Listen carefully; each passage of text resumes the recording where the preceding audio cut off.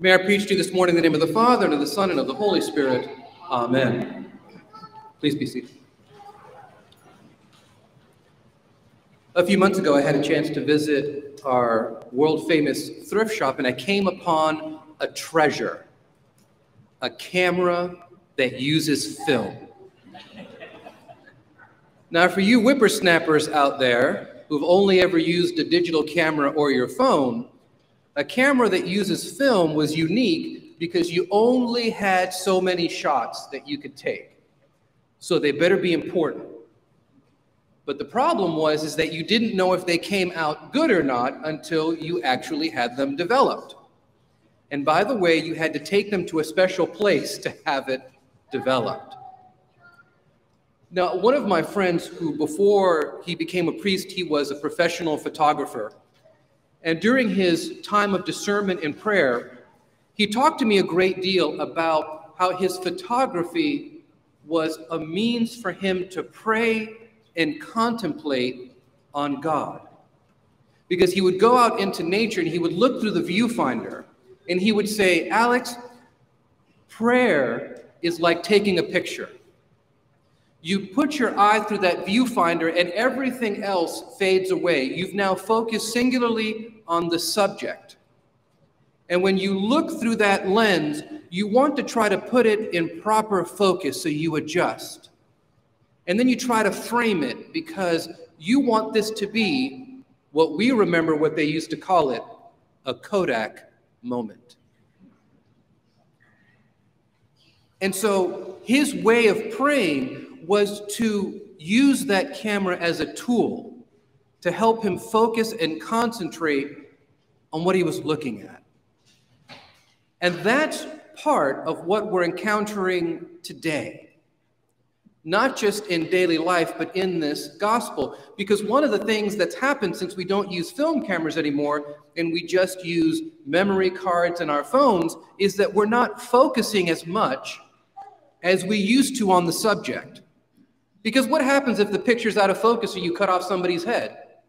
You just tell everybody to get back together and let's try this again. My parents probably have a few hundred photos in a photo album for their whole life. Last time I checked in my iCloud storage, I have 27,000 pictures. And that's cumulative over the last 20 years. Those were not all very contemplative moments of prayer and focus. So today, Jesus encounters, I believe for the first time, Martha and Mary by visiting their home. And I wonder if Martha and Mary ever realized that they were going to be compared to one another for the next 2,000 years in sermons. But it's happening again today. So Martha and Mary welcome Jesus into their home, and you see this dichotomy that's played out. Martha is the one who's extending the true hospitality that you found in the Middle East, in first century Palestine, which was somebody has come to your door. What do? You prepare food, you prepare drink, you make the home available to them. But let's remember here, Jesus didn't travel alone. So it wasn't just Jesus who showed up, it was Jesus and his entourage. That could overwhelm the hospitality of any person. But then Martha begins to get frustrated. And she tells Jesus, "Jesus, don't you see that my sister isn't helping me?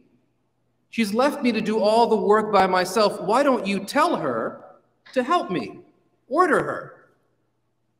And Jesus' response doesn't make sense for back then. And if we're not careful, it doesn't make sense today. Let's look at the reading here. Jesus answers her, "Martha, Martha, you are worried and distracted," that's a key word, "by many things. But there is need of only one thing. Mary has chosen the better part, which will not be taken from her." Now, if I am Martha, which I have occasionally been accused of being a Martha, this does not make me feel any better. Because let's face it, food has to get made, Tables have to be set, dishes have to be done, and Jesus is not understanding this at all in terms of what Mary should be doing. But let's treat this as a parable for just a moment here, and let's turn this story on its head. What Mary is doing is engaging and participating in a certain spiritual posture.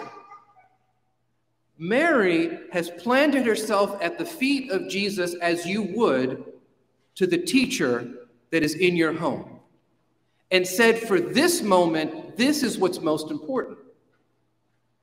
And I believe that the only way this makes sense is if we just stretch it a little bit and ask, who was the one tasked with hospitality in this encounter?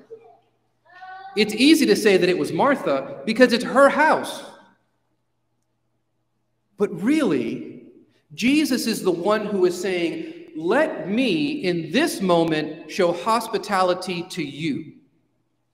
Let me, who is God, who is Messiah, come into your home and create a new kind of home for you. Remember, Jesus in the last few weeks has been sending people out to go and proclaim the kingdom of heaven. And he tells the people who he sends out, the 70, to go, and when you get into the house, say, the kingdom of heaven has come to you. Creating a new place for whoever lives in that home.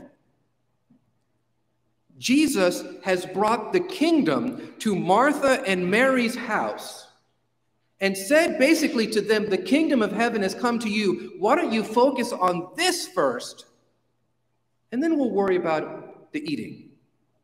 We'll worry about the feet washing. We'll worry about those other things. But right now, this is the most important thing. So if we begin to think about it in that way, it's not that Martha is wrong. Martha is trying to be the best person she can possibly be to the people who are in her home. But she really gets to miss out on something when Mary truly acknowledges what the most important thing in our spiritual lives are. Focusing on Jesus. Creating, as if you would say, a spiritual Kodak moment. So the question that we've got to ask ourselves is that every single week we come together in worship, we come together to participate in the hospitality that's extended to us by coming to this service. But really one of the things I think that we may think is that when we come, we're the ones extending hospitality to Jesus. And I think it's a both and, it's true. But what is our spiritual posture? You know, one of the things that I notice amongst myself, and I'm not going to speak for the other clergy, but that I'm still a Martha. I'm still walking around making sure that that is set and this is set and over here and put this there, even though other people have already done it. I've got to check on them.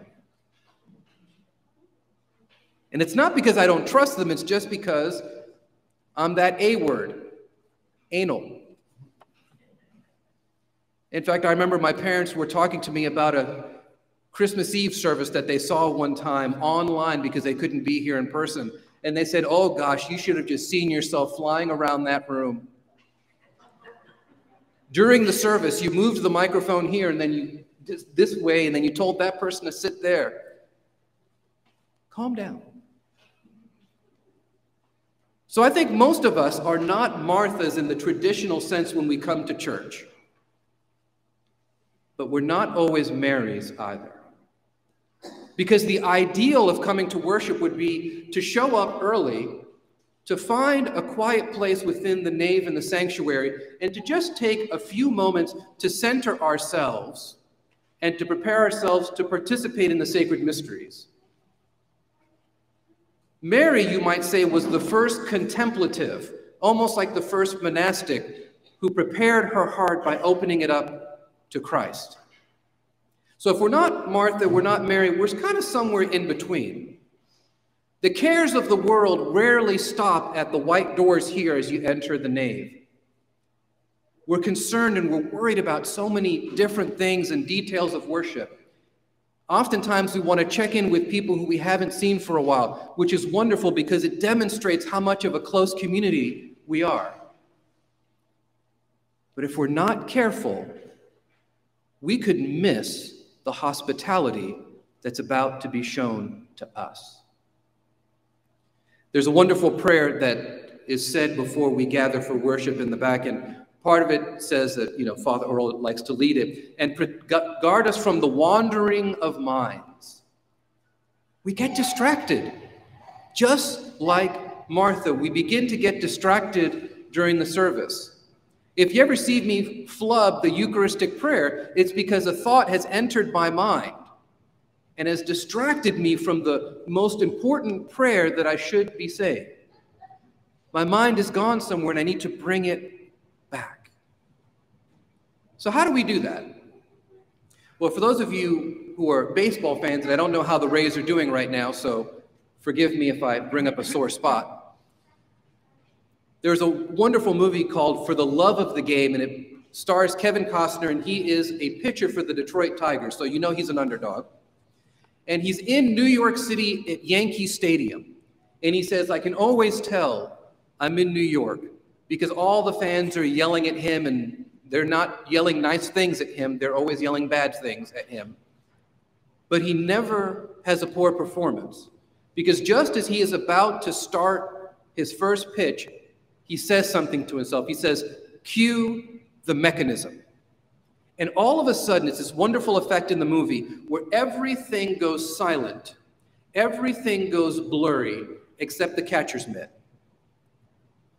Then he pitches, you hear the muffled sound of the ball hit the glove, and it's a strike. But if he had been focused on everything else going on around him, it wouldn't work.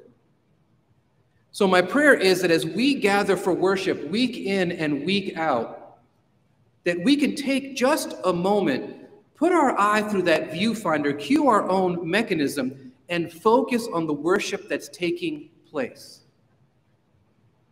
Because I think one of the reasons that Jesus really interrupted the hospitality of Martha in being in that home is he knew his time was short.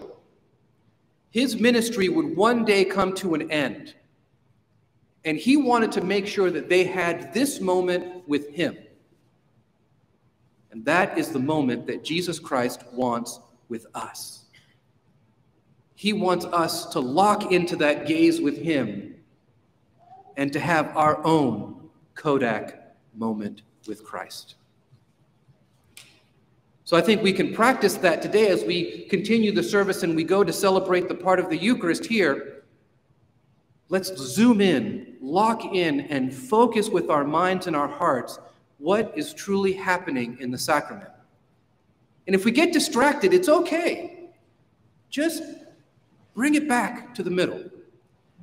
Bring it back to the focus and enjoy the hospitality that Jesus Christ himself is extending to us. Because this moment, this worship, as we have experiencing it right now, will never happen again. We may come here next week, but this moment will never happen again. Amen. Amen.